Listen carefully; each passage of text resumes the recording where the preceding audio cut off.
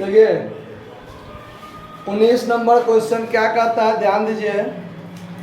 A B लाभों को 2:3 में बांटते हुए साझेदार हैं।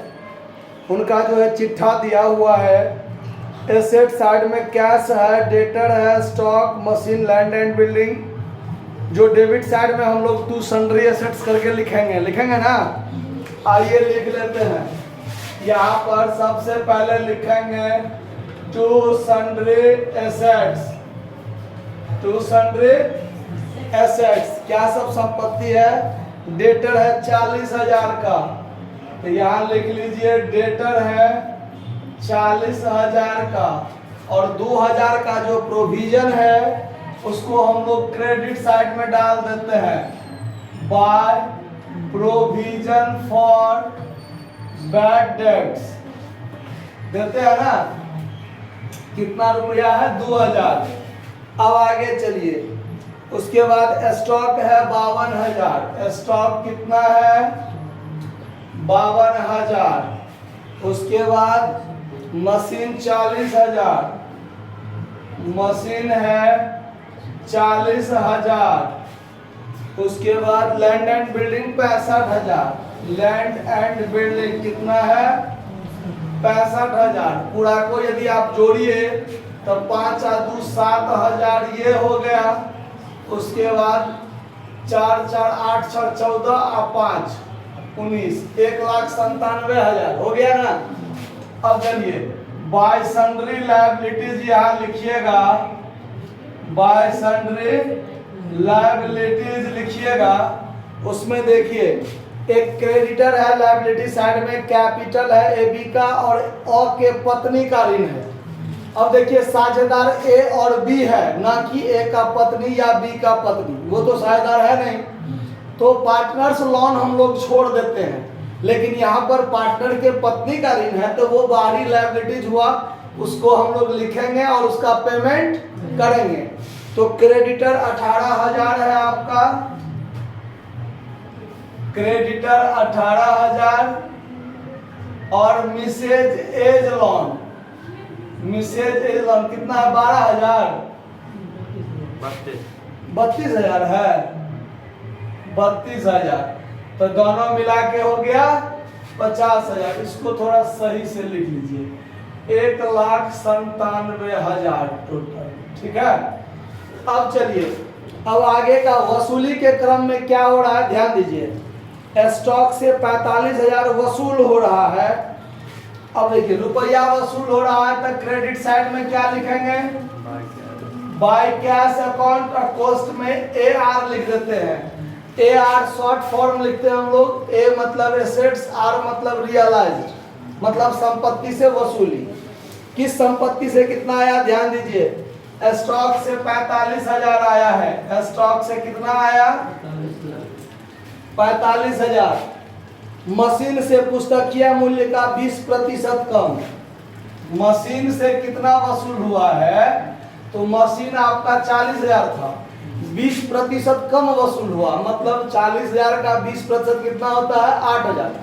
8,000 कम वसूल हुआ तो कितना वसूल होगा? 32,000 वसूल होगा।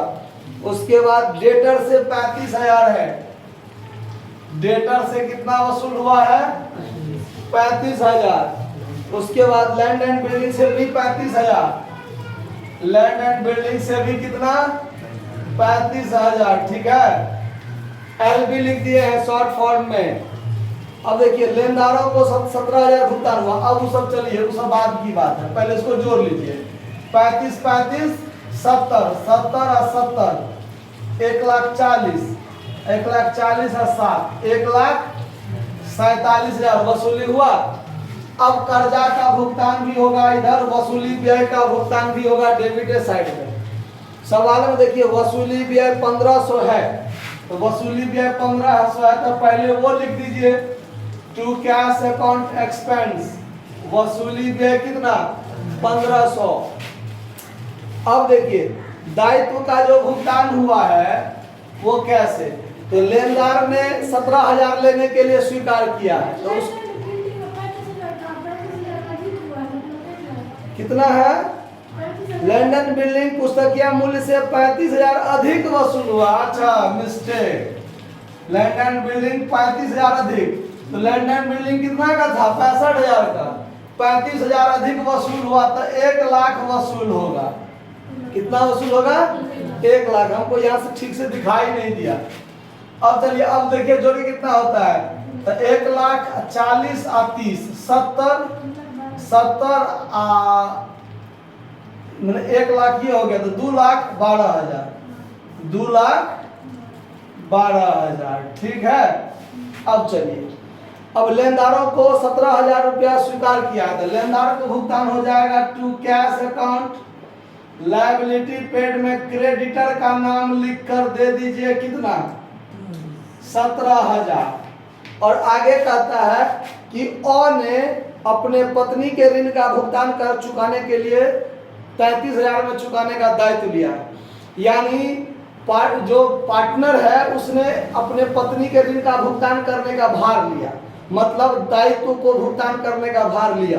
तो डेबिट साइड में क्या हो जाएगा? टू पार्टनर्स कैपिटल अकाउंट, मतलब ए लिया है तो टू एज कैपिटल अकाउंट। कोस्ट में लिख देंगे wife's loan paid. Wife's loan था 32,000 में, और कितना में चुकाने का भार लिया है?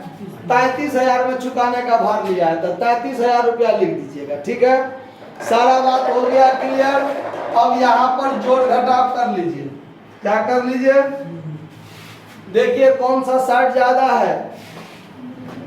डेबिट साइड का जोड़ कितना है, क्रेडिट साइड का जोड़ कितना है? तो ये 2,50,000 60,000 4 64 2,64,000 है, तो यही साइड ज्यादा लग रहा है। तो यहाँ 2,64,000 दीजिए, यहाँ भी 2,64,000 दीजिए।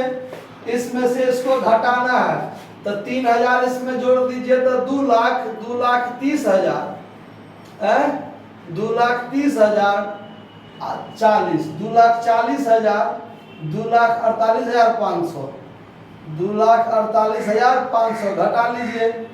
500 ये बच गया, यहाँ 13 में से 8 गया तो 5, और यहाँ क्या बचा? 1, मतलब 5 में से 4 गया, 15,500 है प्रॉफिट। चलिए, तो ये 15,500 जो प्रॉफिट हुआ, ये कौन बांट लेगा? साझेदार बांट लेगा। तो टू पार्टनर्स कैपिटल अकाउंट क्या हो जाएगा? प्रॉफिट। साझेदार कौन सब है? ए और बी। तो इसी 15,500 को क्या कर लेगा? बांटेगा। किस अनुपात में? 2:3। तो 2/5 और 15,500 गुने 3/5, तो 5 से करेगा तो 5 दिया 15 और 100, यानी 6200 ये हो जाएगा और 9300 ये हो जाएगा। क्लियर? इस बात को समझने में कोई दिक्कत नहीं ना है?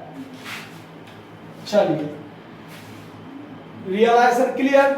अब पार्टनर्स कैपिटल बनेगा, तो बाय बैलेंस बीडी हम लोग लिखते हैं सबसे पहले इसमें 60,000 90,000। तो लिख दीजिए यहाँ क्रेडिट साइड में बाय बैलेंस बीडी 60,000 और 90,000। ए का 60,000, बी का 90,000। अब इसमें देखिए कहीं पर पार्टनर्स कैपिटल है पूरा में, तो 2 जगह है। क्रेडिट साइड में कहीं नहीं है, डेबिट में है। एक जगह है ए का कैपिटल, एक जगह है दोनों का। तो यहाँ पर क्रेडिट साइड में लिखेंगे by realisation account liability paid. किसने भुगतान किया है? ए ने अपने पत्नी का लायबिलिटी 33,000 में। बी में नहीं है तो बी में क्या रह गया? खाली। फिर है to partners capital account profit. तो रियलाइजेशन के डेबिट में है तो पार्टनर्स कैपिटल के क्रेडिट में आ जाएगा। बाय रियलाइजेशन अकाउंट प्रॉफिट 6200 और 9300। क्लियर? अब डेबिट साइड में जाने वाला कुछ नहीं बचा, यहीं पर इसका फाइनल पेमेंट कर दीजिए।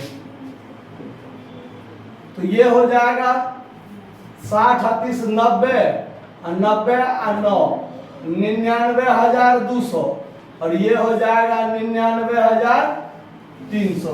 तो यहाँ भी 99,200 और 99,300। इधर कुछ नहीं है तो to cash account final payment होगा, to cash account final payment 99,201 का और 99,320 का।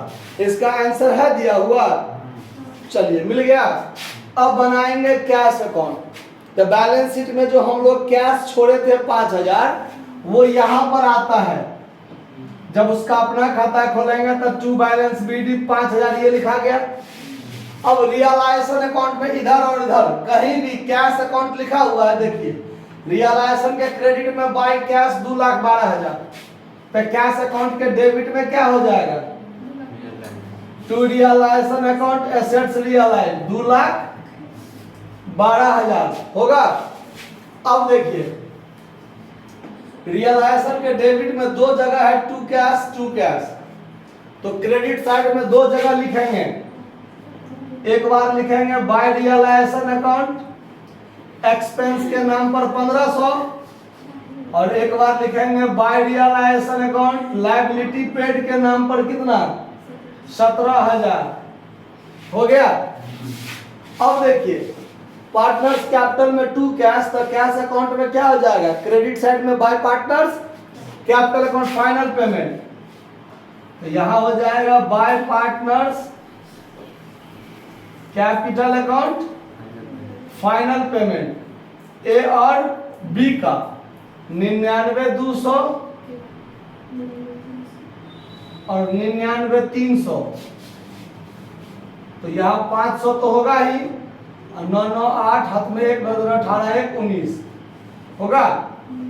जोड़ दीजिए तो 2,17,000 इस साइड हुआ, इस साइड देखिए इसमें 1,500 जोड़ेंगे तो 2,17,000 ये हुआ, 2,17,000। समझ में आया बात? कहीं किसी बात पर दिक्कत है नोट कर लीजिए। धन्यवाद।